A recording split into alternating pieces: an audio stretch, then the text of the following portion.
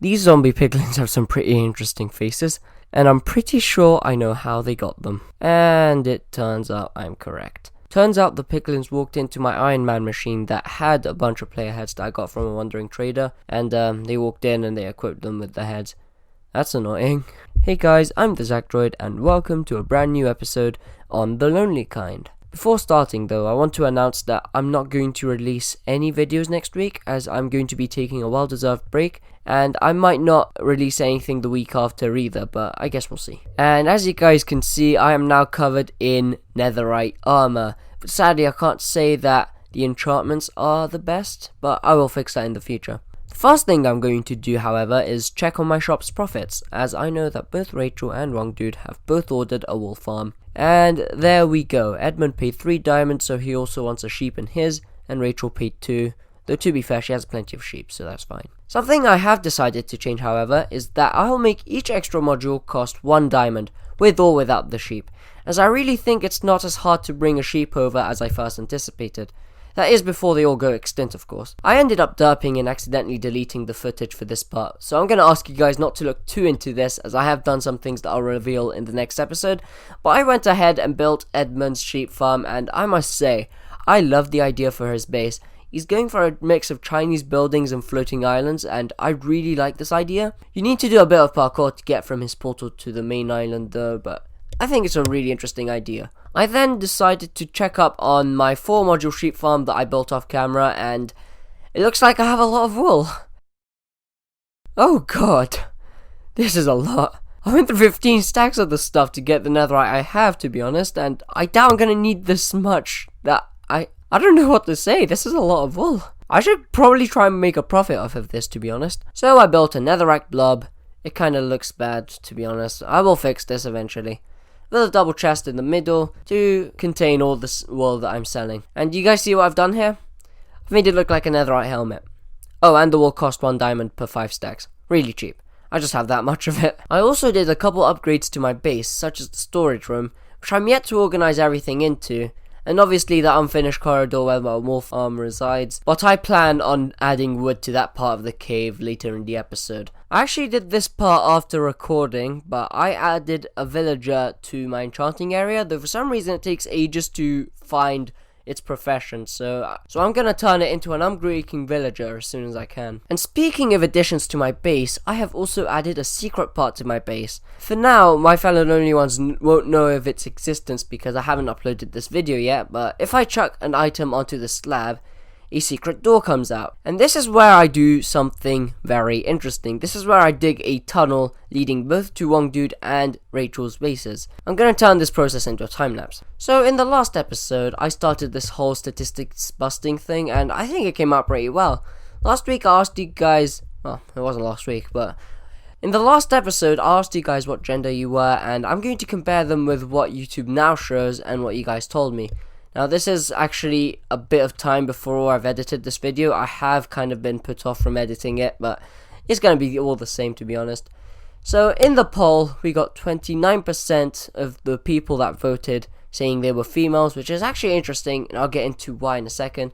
63% of you guys said you were male, and someone said they prefer not to say, and we got a pterodactyl. Say hi to Pterodactyl.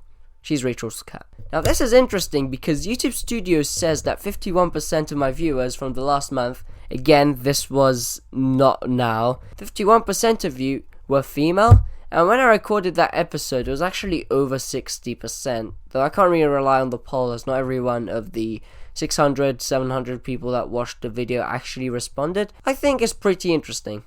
So for this week I'm going to ask you guys to let me know what your age is in another poll. You can find that in the description below. I don't really get why YouTube got rid of iCard polls. They were really practical, but oh well.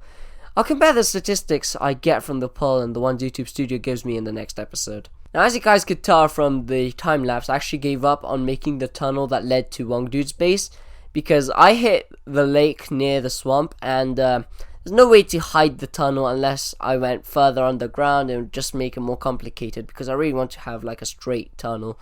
So I gave up on that tunnel. That doesn't mean that I won't still do things to him, and you'll see what I'm going to get up to real soon. I have also built this contraption, and I hereby call it the Backwarder.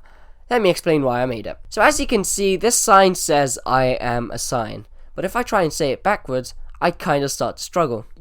Nugus Mai. However, if I go to the machine, and I will be honest, this sound it's making doesn't really sound right, I should come out back to front. Nice, yeah, ma, ya. Now, why is this helpful?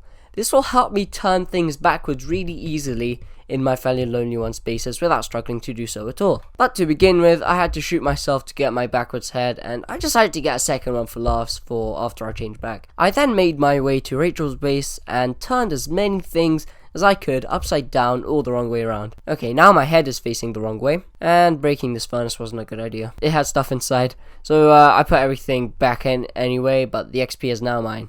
Sorry. Lady and Sir Puffington, I shall now swap you around, but I shall still bow down to you, as Rachel will get mad at me if I don't. Now let's flip the signs around. Slecha Sieb Retrat Lua Tiba. And yes, I rode Rabbit Hole to begin with, but that wasn't enough. Oh, and of course I need to flip her doors around. And now we can make our way back. Mission accomplished. I plan on releasing this video quite some time after I've recorded all of this, and yes, I'm holding my sword behind my back.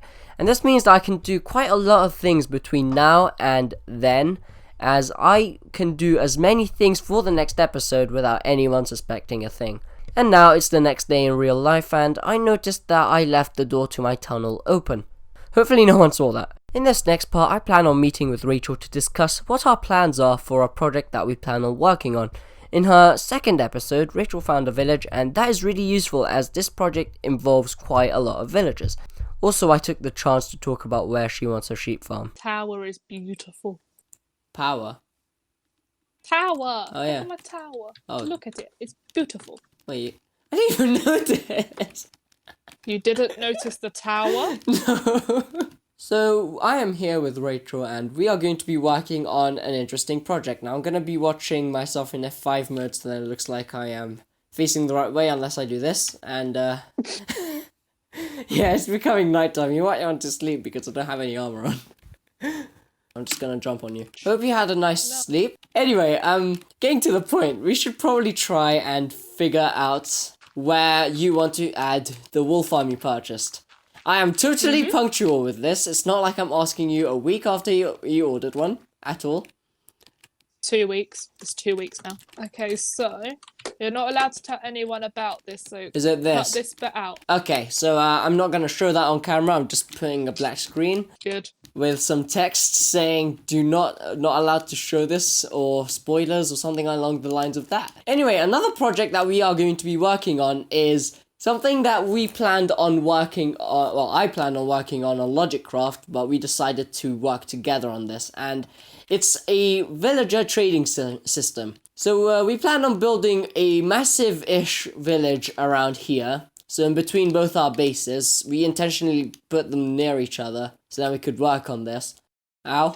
We're probably going to chop down a lot of trees, but it is going to be for a good cause because it is going to earn us some diamonds, hopefully. Now I can notice your tower. See, it's a nice tower. I think it complements the blue. Okay, so this netherrack tower thing will mark the center of the village, i.e.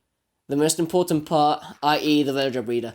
So now we need to think of what buildings we plan on having. So I need to make sticks. Off the top of my head, when I was doing everything for Logicraft, I actually planned on getting around 23 or 26 villagers for enchanted books. Can't remember off the top of my head because I didn't work on this in months, but something like that.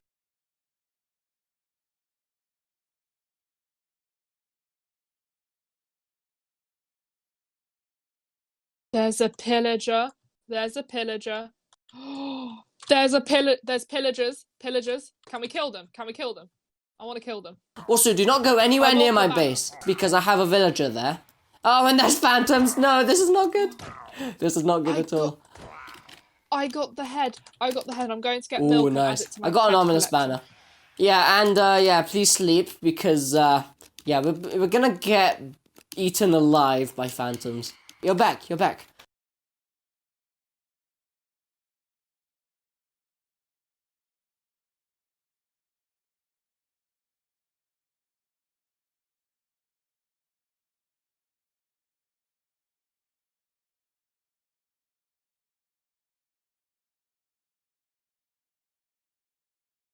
There we go.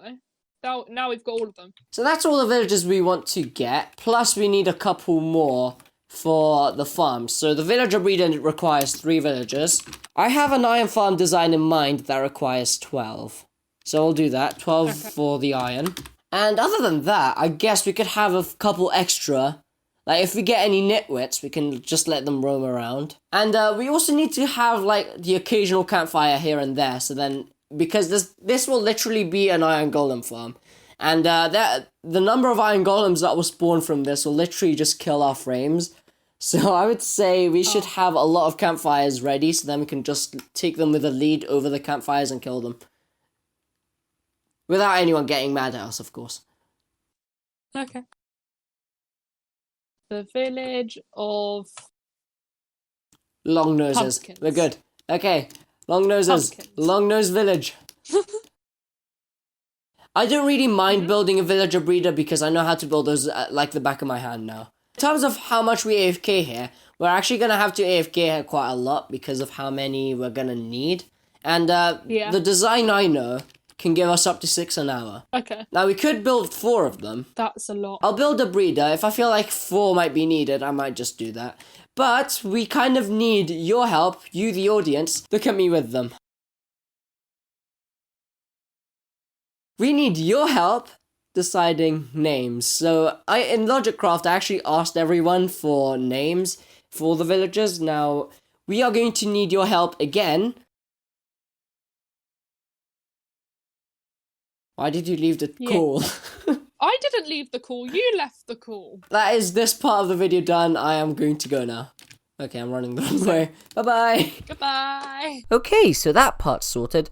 Now I'm going to work on the final part of the episode, and that involves me not being on the actual server, but in a creative world with the exact same seed as the server. By the way, if you're curious, we're not releasing the seed until after we found a stronghold, because I think that is fair. Now I'm here because I plan on designing my main base. So this is going to be a fairly big project. Not too big because I don't play Minecraft full time, but big enough for me to be able to get somewhere with it over the next few months. The project mainly consists of terraforming this mountain because as you can see it is a bit weirdly generated, and then I would put a castle on top. I have drawn a little castle on top of that frame so you guys get an idea of what I'm trying to go for. And the best thing about this project is that I plan on working on the main part of the base underground, so it would be really easy to expand if I need to because the mountain is pretty big. So here I'm building out the shape of the base of the build. Now I'm not going to do any form of detailing on this whatsoever in creative, as this is going to be a fairly organically shaped build and I plan on building the inner shape of the building for now. And I have actually run out of time in this episode, but I plan on doing quite a lot of things on the server while I take my break from recording. In my last episode I said that I'd fix both the food and XP problems, and an AFK fish farm, while it provides me with both, isn't really what I had in mind. I plan on building a gold and hoglin farm in the next episode, and they are both going to be quite the build. Well, the hoglin farm won't be too bad, but the pigman farm will be a pain. I need to get so many magma blocks for it. I'm also going to be building the villager breeder that I said I'd build in the meeting with Rachel, and Rachel and I will also figure out what we want our village to look like. But I guess you guys will watch all that happen in the next episode, as this one has come to a close. And speaking of my break, not exactly sure how long I'm going to upload for, but at least 1 week, maybe 2. I will be busy with school and pre-recording a bunch of videos for when I have exams, so it's going to take as long as it takes. So I hope you guys have enjoyed. Don't forget to give us names for the villagers, sensible ones please, and I'll see you in the next one. Bye bye.